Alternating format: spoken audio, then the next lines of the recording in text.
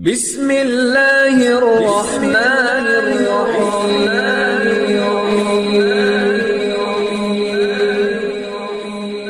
بسم اللہ الرحمن الرحیم۔ السلام علیکم۔ وظیفے کی اجازت کے لیے کمنٹس میں اپنا نام لکھ دیں، اور اگر آپ ہمارے چینل پر نئے ہوئے ہیں تو ہمارے چینل کو ضرور سبسکرائب کر دیجیے گا۔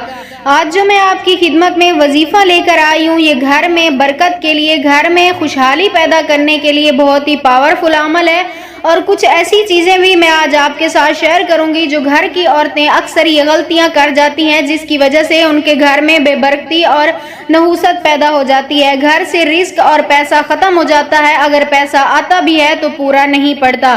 وہ غلطیاں یہ ہیں، سب سے پہلی غلطی تو یہ ہے کہ اکثر عورتیں کھڑے ہو کر پانی پی لیتی ہیں۔ عورتیں نہیں ہیں، گھر کا جو بھی فرد ہو، اگر کھڑے ہو کر کوئی بھی فرد گھر میں پانی پیے گا تو اس گھر میں کبھی بھی برکت نہیں آئے گی۔ اور نمبر 2، یہ غلطی کرتی ہیں اکثر عورتیں یا اکثر بندے یہ کرتے ہیں، نہانے والی جگہ پر پیشاب کرنا۔ نہانے والی جگہ پر پیشاب کرنے سے گھر میں نحوست، بے برکتی پیدا ہوتی ہے۔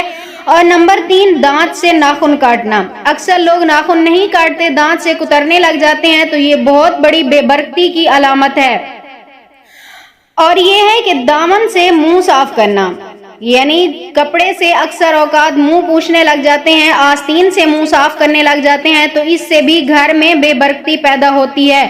اور پھر یہ ہے کہ جلدی جلدی نماز پڑھنا۔ اکثر عورتیں ٹائم ختم ہو رہا ہو، مرد ہوتے ہیں، عورتیں ہوتی ہیں، جلدی جلدی نماز ادا کرنے لگ جاتے ہیں، تو یہ بھی ایک تو نماز قبول نہیں ہوتی جلدی جلدی پڑھنے سے، اور دوسرا یہ ہے کہ نحوست ہوتی ہے، برکت ختم ہو جاتی ہے گھر سے۔ اور پھر یہ ہے کہ گھر کی عورت جھاڑو کو کھڑا رکھ دیتی ہے، یعنی گھر کی عورت جب جھاڑو لگائے تو جھاڑو کو کھڑا نہیں رکھنا چاہیے، اس سے بھی بے برکتی پیدا ہوتی ہے۔ اور میرا آج کا جو عمل ہے، جو وظیفہ ہے گھر میں برکت پیدا کرنے کے لیے، وہ میں اب آپ کے ساتھ شیئر کروں گی۔